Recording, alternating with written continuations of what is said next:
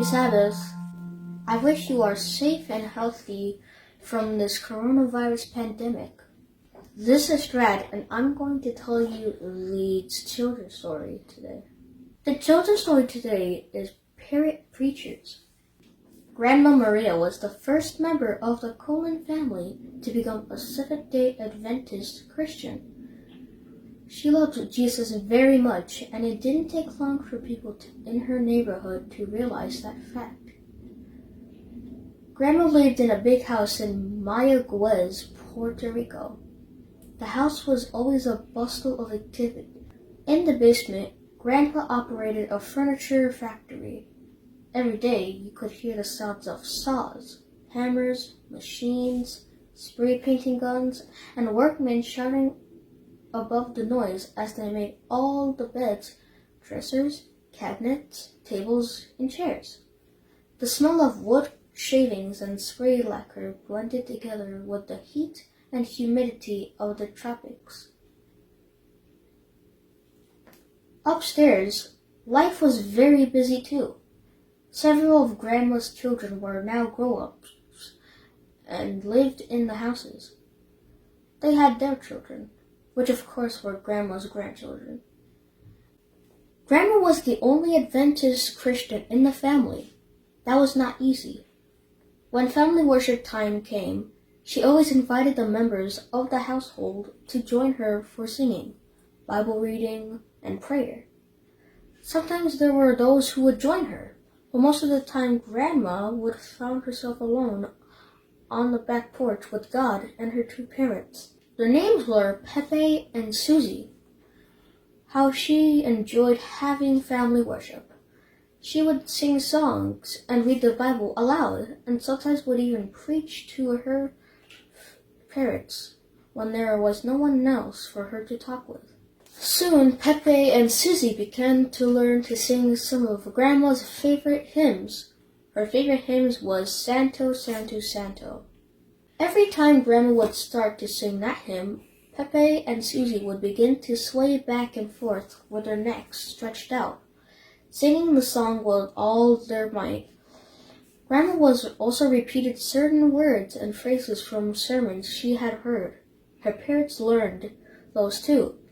It was long before one or the other of the parrots would shout, "Ole, ole, ole, ole, ole, ole.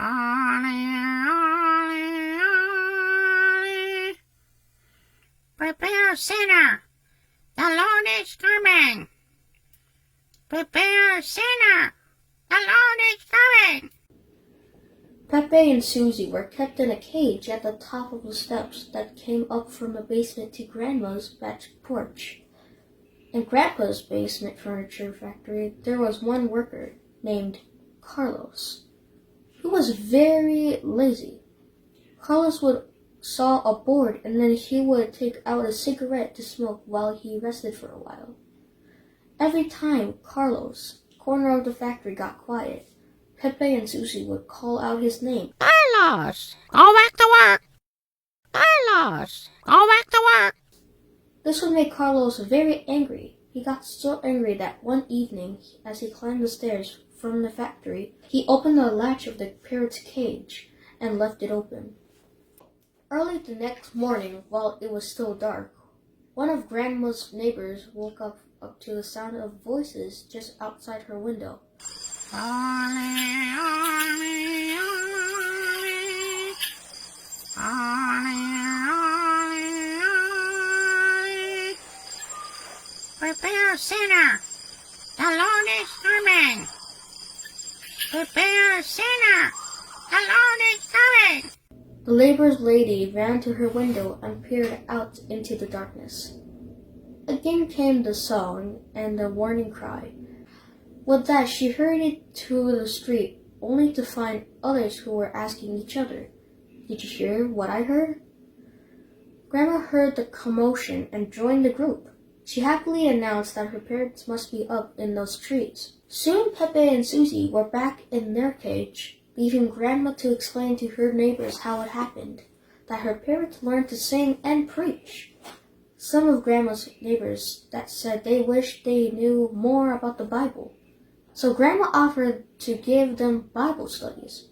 Several of them gave their hearts to Jesus and were baptized.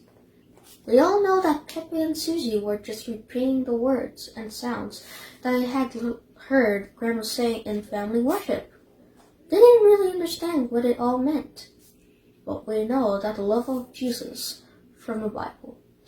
Jesus is our friend, and we can tell others of his love.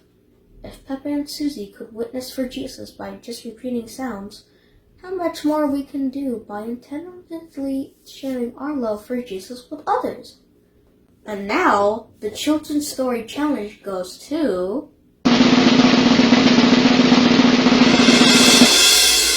Parrot School family. Good luck. Happy Sabbath again, and be safe. Bye.